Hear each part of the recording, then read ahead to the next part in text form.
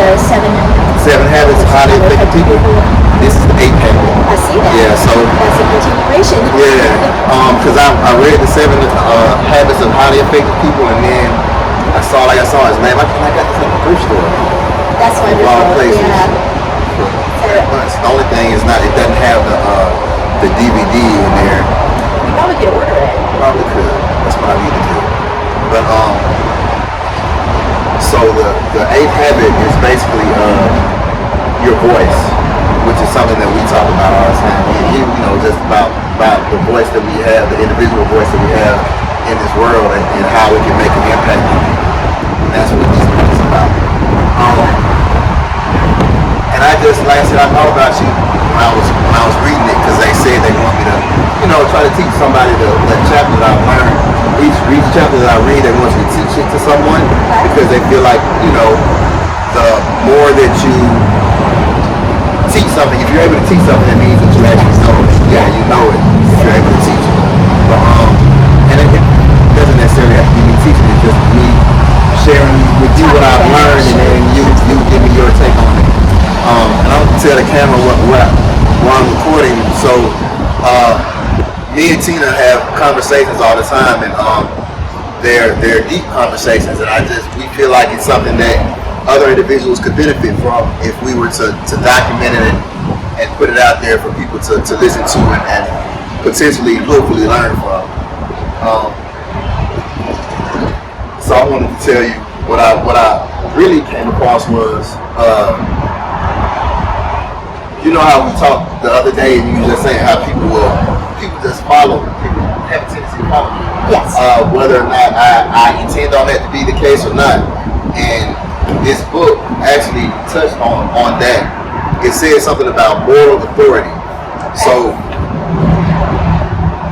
moral authority is let me find it. You can already start contemplating. Yeah, so tell me what are your thoughts on it as far as moral authority? Moral authority, I think, someone with conviction that knows what they're doing and how they're doing it and the purpose behind what they're doing generates some kind of vibration, energy. And I think when people pick up on that subtly, I think it's something subconscious. But oftentimes, we'll subconsciously turn our direction towards something that has purpose, that has conviction, that seems to be doing something right with purpose. And so I think that is some of your personality and some of your energy that you radiate personally. I can see that in conversations that we have, in the way people interact with you, and you relating to me what happens in your daily life. That you have an authority, particularly when it comes around fitness, right, in the gym, and you have a conviction about you on how to do it right, and you create this mindset, this focus around that I think kind of vibrates off of you, that has an energy that allows people to kind of pick up on that, if they're being intuitive or, opening themselves up for any of that. And so that kind of acts as a magnet where people turn their attention towards that vibration of sorts. So I think, the universe has all kinds of different things that we've acquired through, I think, evolution, scientifically, that's helped us survive, right? And one of the survival instincts, I think, is some of that vibration. We're wanting to follow a strong leader that has conviction and purpose and authority in what they're doing. So that's where I think that comes from. Yeah, that's why I came to talk to you, because I like how you understand, and that's the reason that I started liking to read books, because they it's concepts and stuff about us that we know that we have these things, but we don't really have a definition for them. You know what I'm saying? Yes. And when I read the books, it's like, oh, that's why I do this, and that's why. Yeah, it's like it gives me, it tells me, it defines the things that I'm doing, and it tells me why I'm doing the things I'm doing, why people react to me the way they do as far as these things are concerned. But yeah, like you said, the moral authority, I feel like it comes with it. It's a byproduct of integrity. That's what I wrote down. It's like, because like you said, I have well, and the book said it talks about individual having a strong, like their compass is always pointed north as far as certain things are concerned. Like and like you said, like conviction essentially. That's why I said that's why I like talking to you, because you put another word to exactly what they said. That conviction is so strong about certain things, and like, you know, my personality is such that individuals can pretty much tell you what I would say in this particular situation, just based on, because like you said, my beliefs are so strong regarding the things that I do, and my not just my beliefs, but my reaction, my actions back up those beliefs. You know what I mean? So that's what more. What you say and what you do. Yeah. And I think that is a huge part of being convicted. You know, in reference to, that's how you show that, and that's how that occurs, I guess. So by saying one thing and then practicing that, you know, you can model that the perfect behaviors that people really want to assimilate, and then as they acquire that, they're able to reach some of the similar goals. So it's basically, to me, patterns, right? Everything's a pattern. Everything connects in some analytical, rhythmic type movement. And so when someone sees that you're doing these activities and you're getting these results, it's easy for them to think, well, maybe if I can do those activities exactly like him, if I can follow what he's mastered, and then I'll have those similar or same results. So it's all, you know, it is pattern. If you do have to put certain ingredients into a situation and have certain activities to get the results that you want. So you figure that out with, you know, your conviction and your focus and your discipline, and you will hold it. I think that plays over into a lot of life. We've talked about that a lot of times. How so much of what we have done to be successful in the gym is applicable to everything. Business, relationships, you know, certainly building relationships with people that are in your same lane, so to speak. And so that's what's always inspired me about our conversations. We always spend time together. You always help me refocus, get me back to that master plan.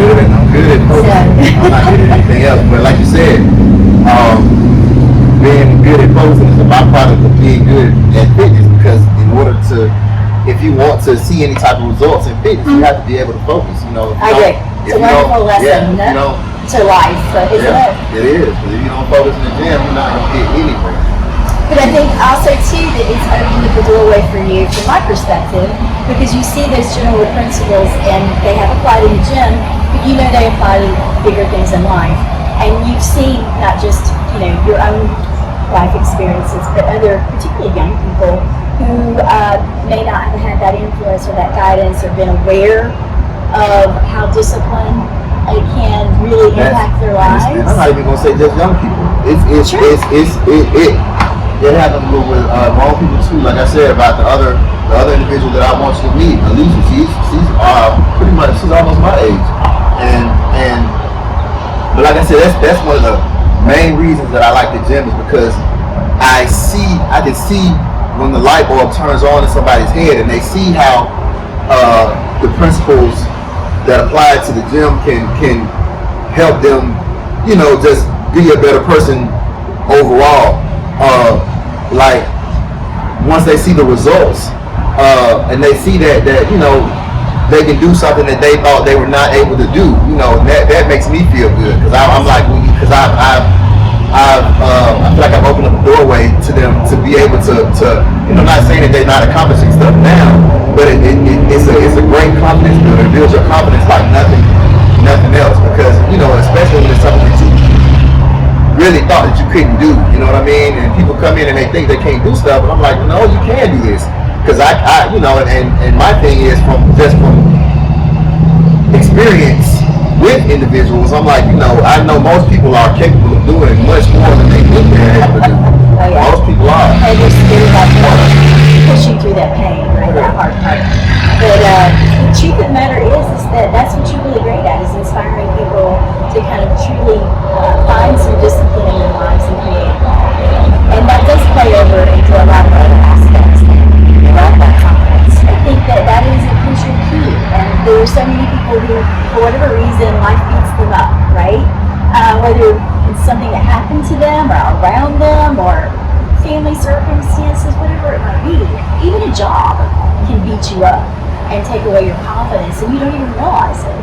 And then those little daily things that continue to happen, and you just become more, self-absorbed and just kind of tuck and hide, and you forget who you really are. And you aspire to be things and do things, but there's a disconnect between where you're at and where you want to go. And your talent is helping people see that happen. I'm trying to get your power back. Yeah. I'm trying to re-empower people. I want you to get, just get back strong. And it starts in the mind. Get your mind right, get your body right. But, they said come in thinking positive thoughts. Thinking that don't tell them what you can't do. You don't even know what you can do. But that's absolutely true. None of us do. None of us have been put into dire circumstances where we've had to, you see these things that make TV shows or movies about, that people suffer these horrific circumstances and have lived through. They persevered. The guy that cut his arm off in the canyon because he fell and got caught in the crevice. He was there for days. So we don't know the power of our mind, and that's it. It's strengthening your mind. Like you said, that is one of my gifts. One of the things I really feel like God put me here for. Because even with my situation now, I'm on dialysis, and you don't see anybody else on dialysis just going to the gym on a daily basis that's really still trying to, and I really feel like that's a part of my story that I'm supposed to be telling the people that you can, give people hope that you can Absolutely. do, you can There's do more still than things that you can change, even in a chronic situation like yourself. So you can be as strong as you can be, and still, prevail in the circumstances. You don't have to let the circumstance move you down. That's it. You don't have to become your illness, right? So, and that is a really hard thing for so many people they can hear it, just like yourself. I can say these things, and I believe them. You know that to be true. But practicing it in your daily life, so it's sort of like this thing, discipline, is this huge elephant, right? And it's just so big for a lot of people, particularly myself. My personality is not one to be very regimented. But if I break it down into small bites, if I start, for example, making a simple list before I end my workday of the things that need to be accomplished the next week. Simple practices, just like making sure you do some kind of practice as you get up in the morning to get your blood pumping. Those are parallel to each other. So my focus right now is business. I do need to be more balanced about my my fitness level and my nutrition.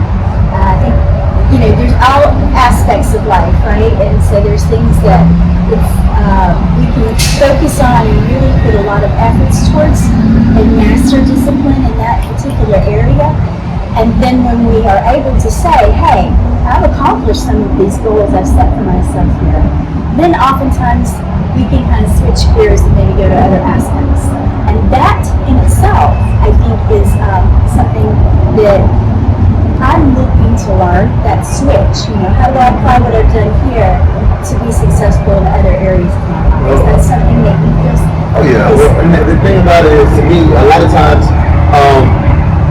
I feel like that's where connections come into play. And that's why it's good to be connected to other individuals, because they can help you make that shift. Because the same way that I'm able to see people's strengths in certain areas, they see the same thing in me. I may not.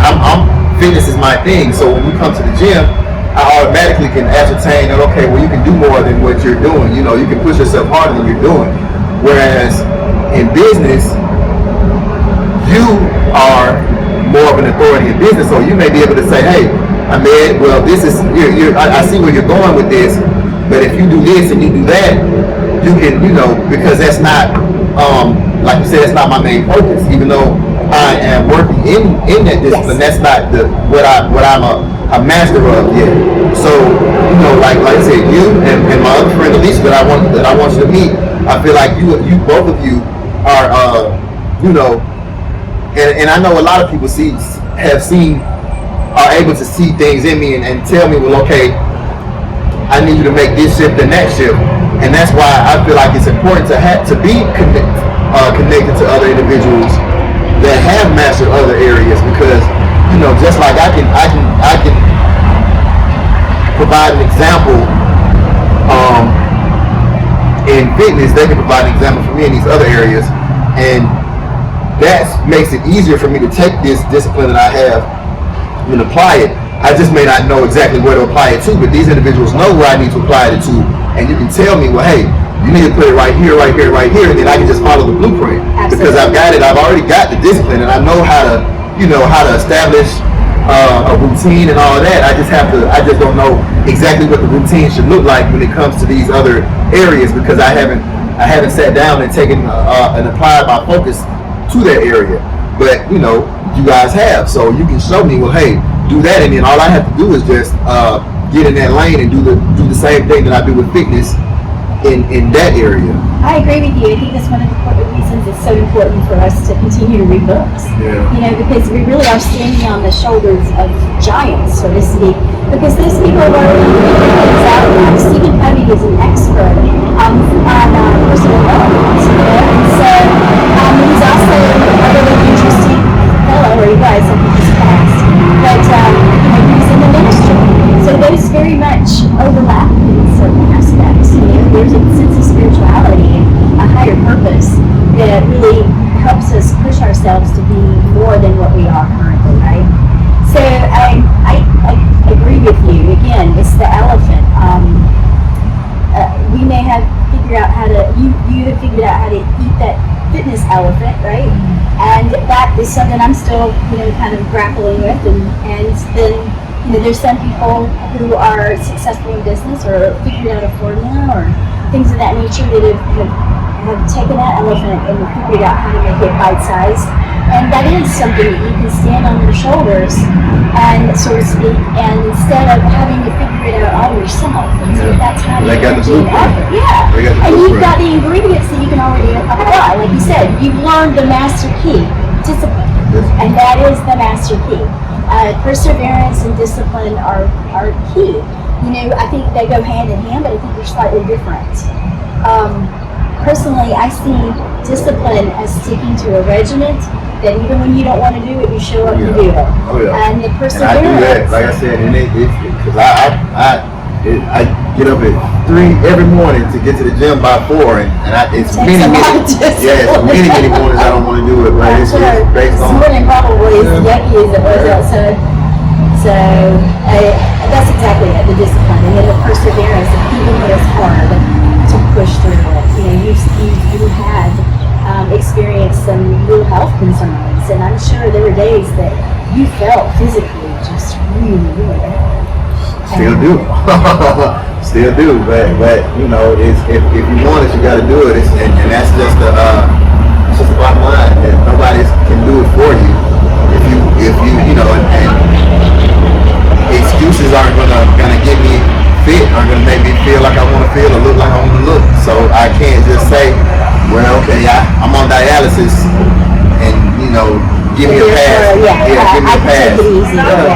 So you can have excuses, but you can't have excuses and results. You know, you're not gonna have both. That's absolutely right. It reminds me of a really short little phrase that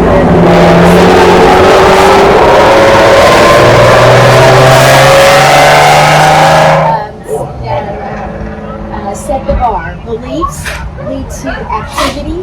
What you believe leads to the activities that you do, right? And then the activities lead to the results. So yeah, I've always kind of liked that one. And I think that it's true in every area, particularly in fitness. Yeah. Set your bar. But I mean, seriously though, that really is the truth, because you have to believe that you can get fit. And if you don't have that belief, your actions are not going to. Your actions are going to reflect that you don't believe that you're going to get fit. Absolutely. Which means because you're not going to work out as hard, because you don't think it's going to work. You don't feel like you're going to make any changes, and the result is going to be that you're not going to make any changes. But if you believe that you're going to achieve it, then you will take the right actions. You'll do what's necessary, and you'll get those results. But and that's another reason I feel like it's people come to me, because they may not have that belief in themselves, Yes. but they have the belief in me, Yes. and they know that I have belief in them. You know what I'm saying? Transference. So that it's like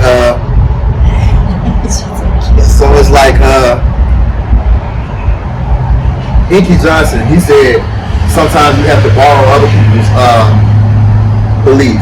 You know, they have, right? They see the good on the outside that we don't see. That's it. And I'm not gonna lie, I do it a lot. You know, that's why I do my best to keep good people around me, because you know, like I said, I'm not always you know, I'm doing good now, but I've not always made the best decisions in life. Yeah. So when I was making those bad decisions, doing those bad things, it affected my perception of myself. But I still have always maintained good values and good qualities about myself as well, despite the fact that I was not doing the right thing. And so people always end up seeing a lot of the good in me, and that reminds me, that helps me keep my compass pointed north, like they say, the right way, and makes me feel like, you know, if I'm feeling like a bad guy, just the way people interact with me lets me know that I'm not that bad of a person, you know. So it helps me. I have to borrow other people's belief about me a lot, until I got back to the point now that I feel like I've kind of leveled off some of the wrong I've done in my life, to the point that you feel confident that you're doing well. Yeah, I'm doing more positive now than negative. So I feel, but until I got to that point, I had to borrow other people's belief about me, because I didn't, you know, and I understand that concept. So I know that other individuals in the gym don't necessarily believe in themselves. So I give them the confidence that I have in myself and my abilities and my ability to teach them and instruct them. And not only that, I give them confidence in them, that let them know that I'm confident that they can do it. Because if I didn't think you could do it, I probably wouldn't even be dealing with you. I wouldn't be dealing with you right now. Yeah. You know what I'm saying? Go ahead, you know, do what you can do by yourself. But so that's a major concept. You I feel touch like on some things that I think are crucial and key. That, you know, the belief system and how we form those are so, you know, that contributes to all our self-talk, right? And we do it. Everybody does it, and that's the best relationship you should have is with yourself. So, you know, if we believe certain things about ourselves, that we have these shortcomings or these faults, and that's all that we focus on, and we isolate ourselves, then all that self-talk in our head is going to be a detriment to us. Yeah, you're going to magnify it. Whatever you continuously think about, you're magnifying it. That's what, if you're focusing on it, that's who you're going to be. If you keep on telling yourself, I am this, I am this, I am that, that's what they say, that I am are the two most powerful words in the English language is I am. But that whatever you say after that, it forms your belief system. And if you believe, self-fulfilling prophecy.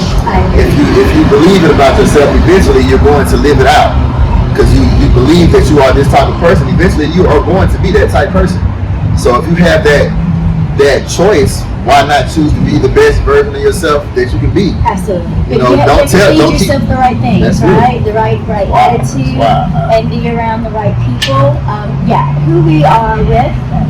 You know, I know if you've ever read any Maxwell, he has a series of a number of books that specifically talk about how people influence us and our inner circles, and how important those people really are to how to make sure that you're surrounding yourself with people that have skill sets and things that you aspire to have, so that you're constantly growing and learning, and you can put it, under pressure, right, to perform.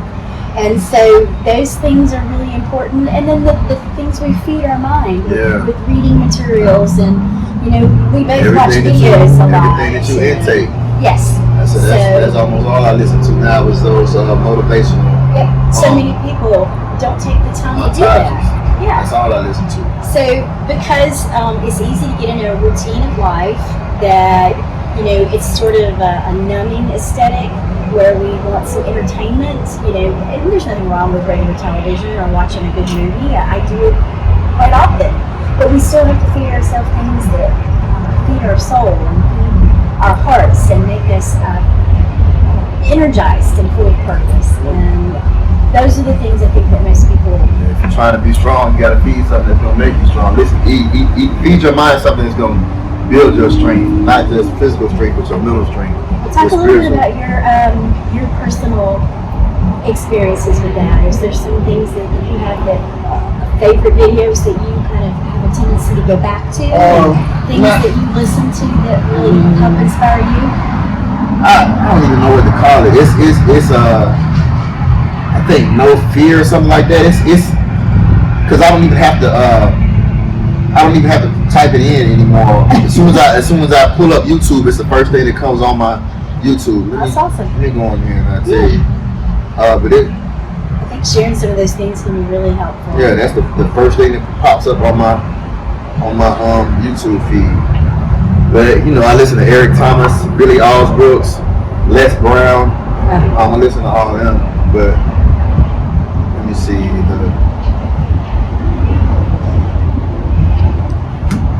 what is it called? Because like I said, I don't even have to type it in. I was listening to something else. Is it a montage of different videos? Because it'll like all those individuals that I just named, it'll have stuff from them on it. Like let me see.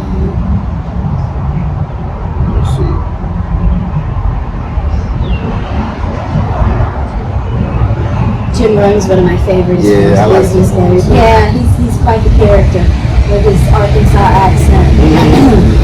There's some phrases that you can pull out of those videos that I repeat repetitively all the time in my head to kind of keep me on track. I listen to a lot of stuff for Motiversity too. Is one of them. The other one is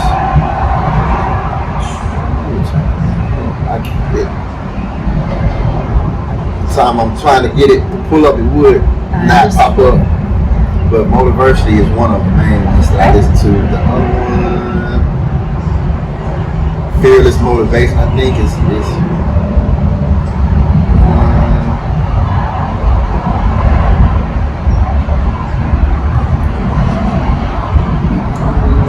I think these things really help capture. That's Les Brown that's talking right there. Like, I see it doesn't even, this one doesn't even have a name. This one just says new motivation, train your mind, but it's. So I think it's going to take most people a little time, just like it has you, to get on YouTube, do searching and find those personalities that connect with you, that you can resonate with. And like you said, and that's what it's all about. Because it's so many different ones that speak this motivational stuff, and ways to transform your mind and get your mind geared towards thinking positively. But different ones are just resonate differently with different people. Because everybody's experiences are different and people deliver the message differently. But that's why it's so important for individuals that have a positive message to put that positive message out there.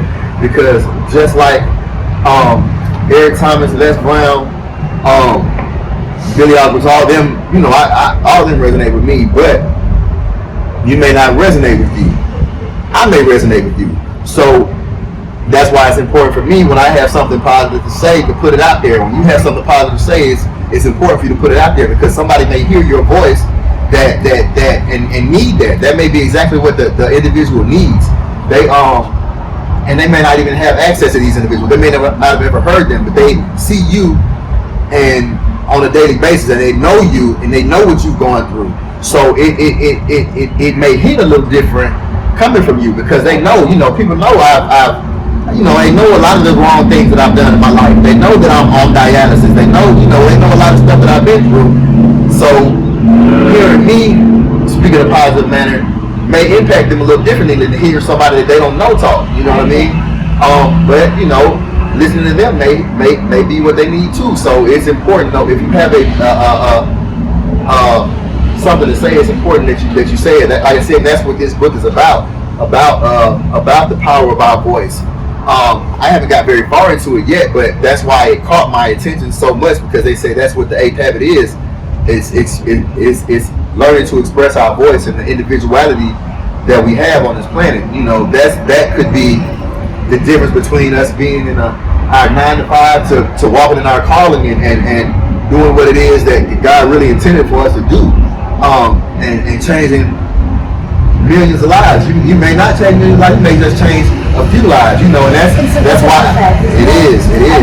An impact By changing one, I may very well change a million lives by changing your life. You know what I mean? So that pebble that's into the pond creates that ripple effect. So you never know, as you said. I mentioned earlier, I heard in a seminar years ago that BAR analogy, or that acronym, I guess is what it's called. Raise the bar, beliefs, activity, results. Sure. And that's something that really resonated with me, because I can create little sayings around that. I can visualize a level or a bar that I'm trying to attain, and I don't even know where that came from. And it's not really important source. I could probably, use AI or YouTube or something and find out who first came up with that acronym. But it really doesn't matter where it came from. As long as that's it. As long as it stays on your mind and you utilize it, that's all that matters.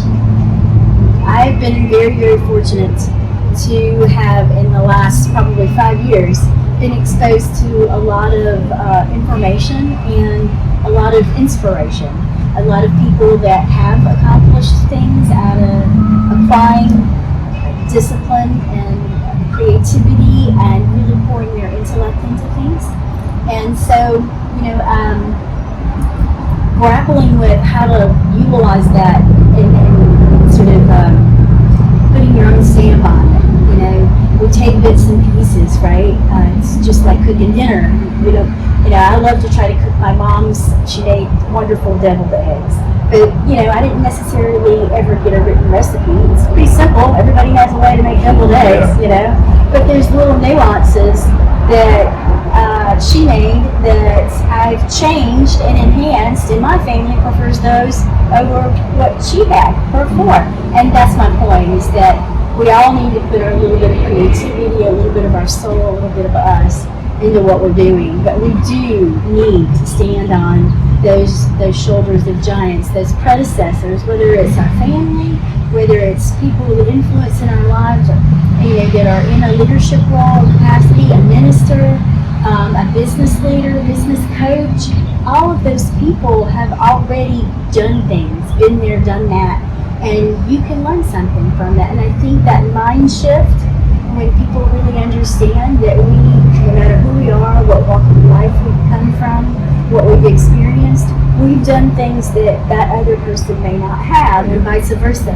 So we have something to share. And if we take that information and really kind of tuck it away and put that into the rest of the things that we know, or the rest of the things that we can apply to bettering ourselves, the further that we can get is the way I look at it. So it takes time to digest that. Going back to the food analogy, the big elephant, breaking it down into pieces first, right? You're going to have some bite-sized activities. For using the gym analogy again, you have to know what exercises to do, what weight, what reps, right? How many sets? Yeah, all of those things. And then when you break it down to that small amount, you can stick to a routine where you can measure progress, because that's where your confidence comes from, right? So you see that you're getting better in one area or another. If you doing either more weight or more reps, or your endurance is increased, or then your body starts to change, and that's the ultimate goal. Right. So that's why we have to break it down into measurable pieces so that we can measure our progress. And when we measure our progress, it leads us again to make more progress, right? With a confidence level. So and as your confidence grows, your results grow. You take bigger risks because you have more confidence. Yeah, you can do it. Yeah. So I think that I always think about those ultra marathon runners. David Goggins. Yes, David Goggins. Love reading his books. And I think about the mindset that you have to stay actively running over the period of time it takes to run those courses. Keeping your body in action, keeping it fueled and hydrated, and that is a science. You've had to have broken down every little piece, every little step that you take. You pretty much had to measure in some form or fashion in order to be able to progress and build the confidence it takes to keep pushing yourself to that. But we're all running our own ultra marathon in our lives, right? So I think it's a good parallel. And so we have to be conscious that it takes planning. One of my husband's favorite sayings, and it comes from Stephen Covey. He took a workshop based on Stephen Covey's 7 highly habits years ago. I got another Stephen Covey book at the house too. I can't remember the name of it, but I got another one too from the thrift store, matter of fact. Yes. So go ahead. Just that he would say proper prior planning prevents poor performance. Yeah. So the 7 P's, and basically that is what we all mostly, I think, fail to do in our lives. Period.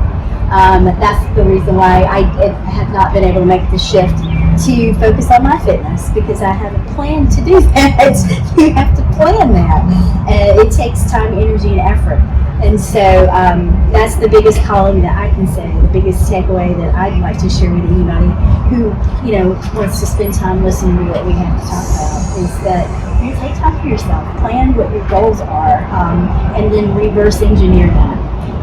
And sometimes that's difficult, and you need people in your lives like I have on Ed to talk about what my goals are, and how do I break those down into daily steps so that ultimately I'm able to measure my progress and feed myself with that confidence and keep on going, because nothing's a short haul. Nothing is. Not at all. That's the main thing too. That people need to really realize about fitness.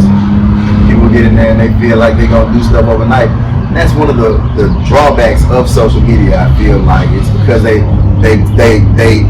portray things like everything is fast.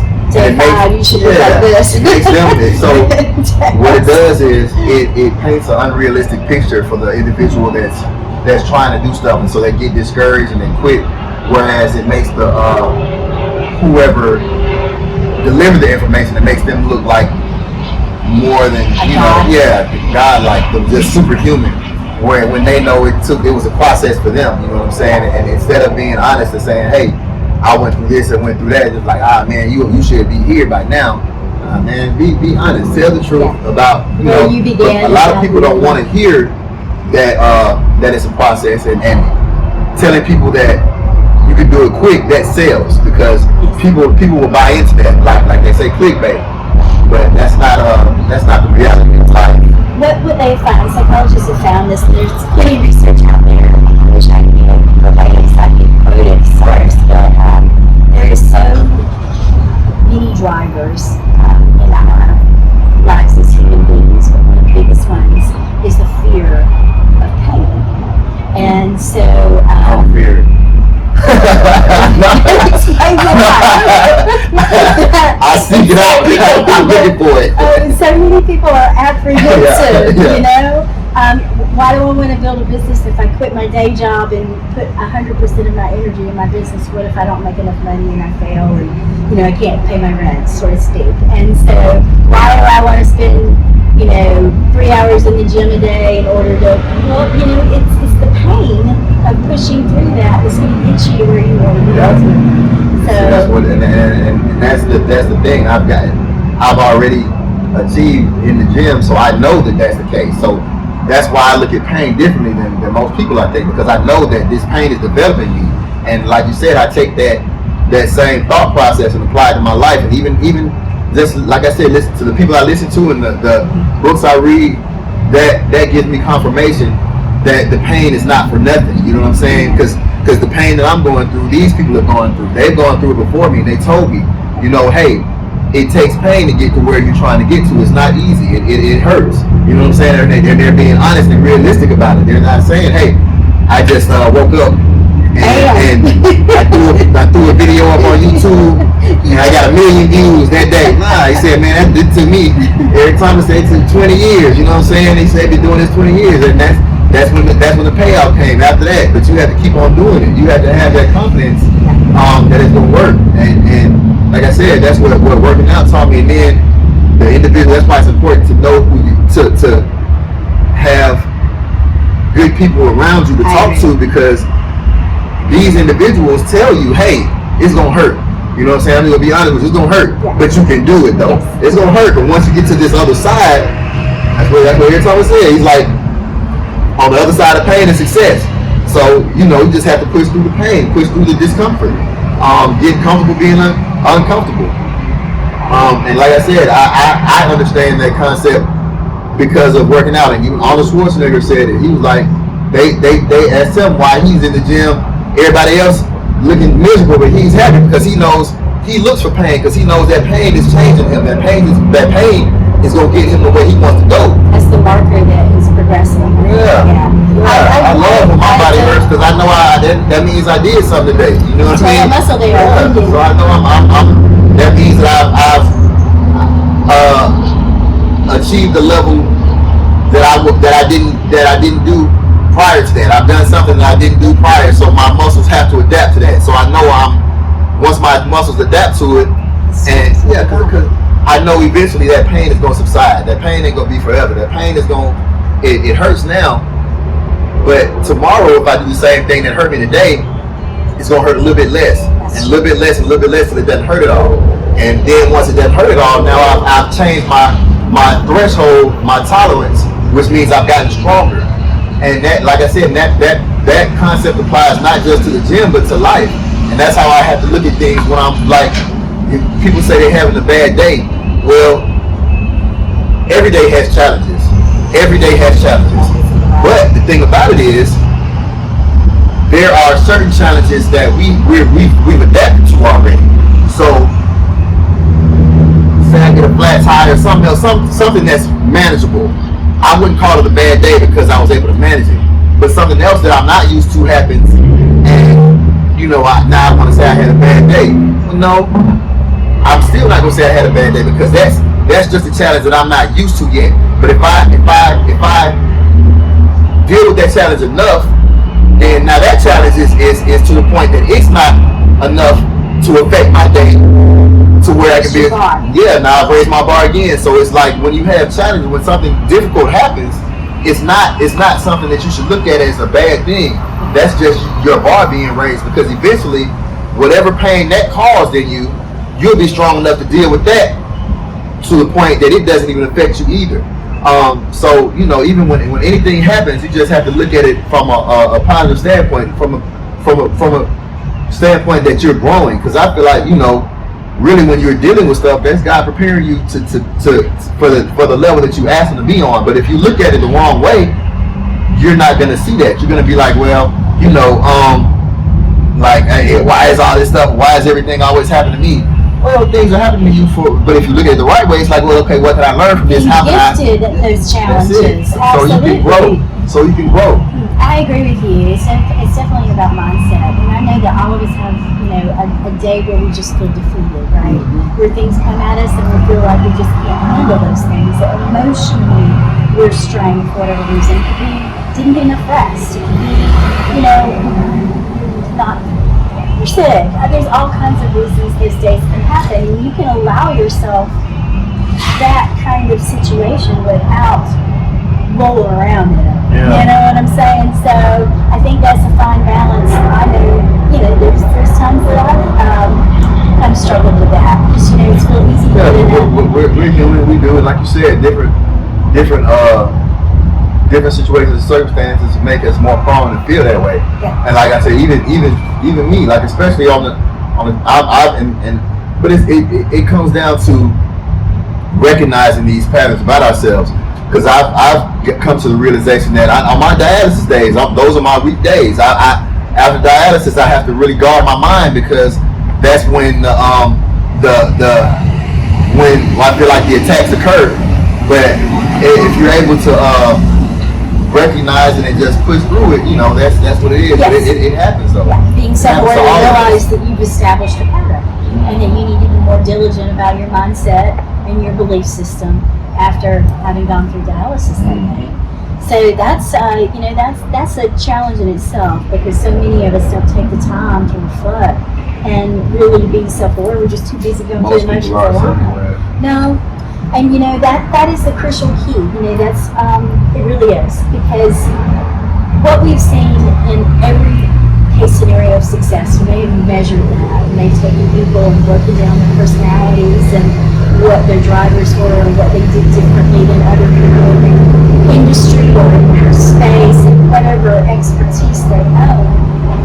What they find time and time again is those people who are able to push through the difficulties and that see the other side, that continue to feed themselves good positive messages when things get tough, are the ones that prevail. And they do that through self-awareness. They're emotionally intelligent. So that's an intelligence that they're learning to measure now. Yeah, emotional intelligence. It's one of the big precursors to EI back in the 90s was some books that came out that Stephen Covey specifically had some influences on. And the truth of the matter is that how we process our emotions are crucial to what we can and cannot do in our lives. You've talked to me several times about in your youth you dealt with anger. And when we let our emotions overcome us and dictate our activities, then we have a hard time being able to focus and be self-aware and reflect and be mindful and purposeful about our activities. So, you know, you're absolutely right. If anyone wants to work on anything that they're doing in their lives to make it better, learning how to be more self-aware is certainly the starting point. You don't know what if you're in self-awareness starts with honesty. You got to be honest with yourself. Yes. About what you got going on with yourself. Yeah. To stop making excuses for yourself. Yeah. You know, and be kind, because we all have things that are difficult for us to overcome, and areas that we may lack and not be able to instantly achieve. That doesn't mean that we're bad people. It means that our talents are suited for one thing or another, and that may not be exactly what we're suited for at that time. It doesn't mean that you can't achieve something. It just means that you might have to be more patient with yourself and work with more discipline. So that self-awareness is key.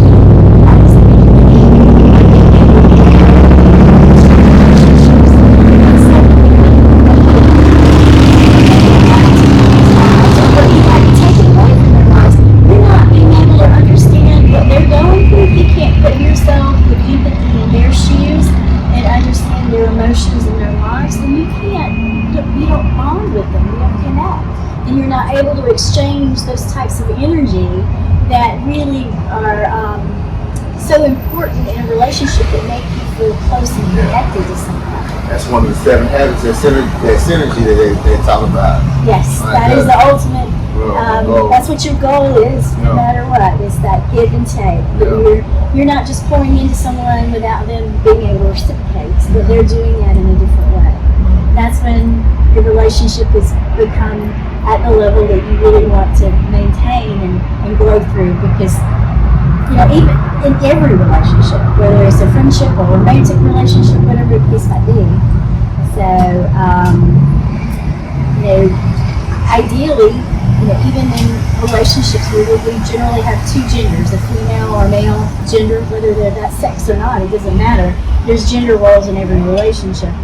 And even if they're not defined by female or male, they're an exchange of you do this well, and hopefully I do things that complement those well. And that's where you get a strong bond. That's where things fit well. So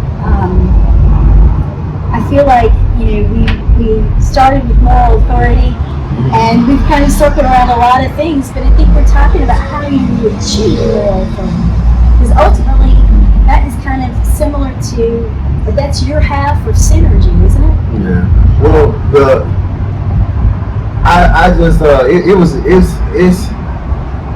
it was just interesting to me because, like I said, in all the jobs I've held, I've never had a title, but people still always defer to me as a leader. And it's based on the fact that like you said, that what was that? You said conviction. The conviction that I have towards doing the task, whatever task that is ahead of me.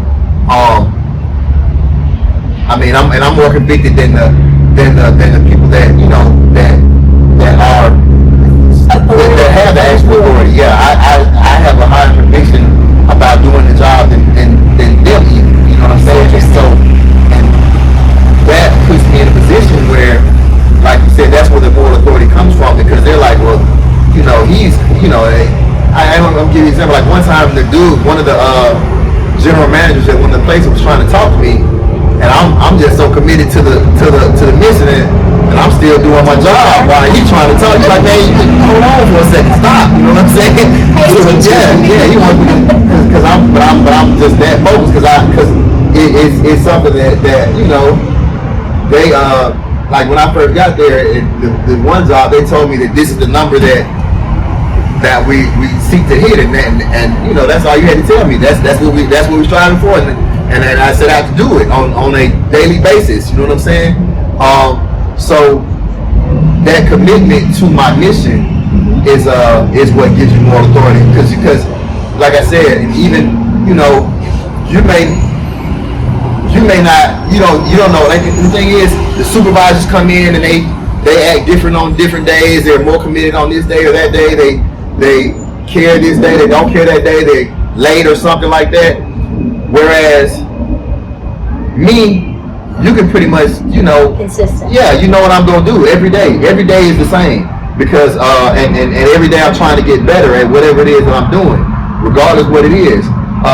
And everybody's not like that, and I'm not doing it for a title, and I'm not doing it to suck up. And that's another thing. Value system. That's it. The value system is what gives you that moral authority, because what I believe in is working hard, and what I believe in shows that I believe in that in everything that I do. Anybody that you meet that has worked with me is going to tell you the same thing. Anybody that you meet that knows me as far as working out is going to tell you the same thing. So that's where moral authority comes in, because you are who you say you are. Like you said, congruency. I'm not saying one thing and then doing something totally different than what I say. When I say I'm going to do something, that's what I'm going to do. And and people know that from no matter what it is. From a work standpoint to a gym standpoint to just everyday life. When I say, hey, I'm going to be such and such place, and you can count on it, because that's what I told you. You know what I mean? And just being just like I guess what they say in the street, just solid, I guess is what they call it. Just a person of moral, character, of integrity, and I feel like that's lacking in today's society for a lot. So when you are an individual who has character, then people are automatically going to be drawn to you because there's something different about you, and they know that they can depend on you in these certain areas. Because like you say, if you say you're going to do it, you pretty much do it. That's like I said, moral authority comes from moral integrity, I believe. Like you are you have these values, and they don't change regardless of what the situation is. Even if the circumstances are hard. Yeah. So you still push through and do what you can to contribute, and set that bar, the belief system, your activities, that for you can get the results. So I agree, and I think that the beginning steps to that are some of the things that we've talked about today. You know, becoming self-aware. You know, starting to make a plan and reverse engineer that.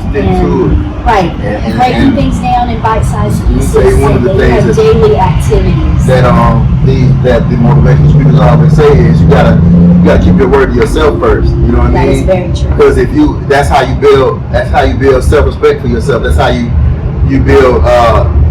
Because if your word is no good to you, then your word ain't no good to nobody else. If you can't tell yourself, hey, I'm gonna do this, and then do it, then I mean, you know, you don't believe yourself. You know, you can't have, like you said, belief, activity, results. You don't even believe yourself because you know that, hey, every day, I tell myself what I'm gonna do. Every day I say I'm gonna do this, but I never do it. I never do it. You don't even believe you. Nobody else is gonna believe you. You know what I mean? It's a circular kind of system. It feeds you. Right. If you don't do the activity, if you find the belief system and you're working on that, but don't follow through the activities, you're not going to get the results, and you're going to lose the beliefs. Yeah, you're going to lose. You're going to lose belief in yourself. Absolutely. Yeah. But if you have the belief system, you act on it appropriately, meaning you do that regimented program daily, you'll get the results. And that's how you build your confidence. That's going to elevate your belief system that you're doing the right thing. And you believe in yourself, and you know. That's why, like I said, that's what they said. That's why those people seem like they can have superhuman powers because they do what they say they're gonna do, whether it's hard or not. And then eventually they see those results and they're like, okay, now I'm glad I did that. I stuck through. So if I stick through these other hard circumstances, I know for a fact that I can do it and I will get these results and I will feel better as a result of me doing that. So it's a compounding experience. It builds upon itself. You know, you can build upon it and keep building on it. So there's a great book you just mentioned, Compound. There's a book called The Compound Effect, and it specifically talks about how to acquire these daily habits. I think I wrote that down somewhere. Yeah. I believe I did from I have somewhere a copy else. of it. I can bring it. You do? Yeah. Yes, I would like that. Okay. I'll definitely, the next time we meet, I'll bring some books. Compound Effect is exactly that. It's teaching you how important the daily practices That was, I guess they know me. Probably somebody from the gym. Probably. More than likely. Yeah. It's surprised. I mean, people recognize me from the gym. I'm sure. I don't even. And a lot of them recognize me, haven't even said nothing to me, and they'll find me on Facebook. Say something to me next time in the gym. Yeah, absolutely. So, what time do we have? 11:11. Okay, well, Good time. Yeah, I need to. It is 11:11. In numerology, that means new beginnings, right? Okay. So. It's about to die anyway.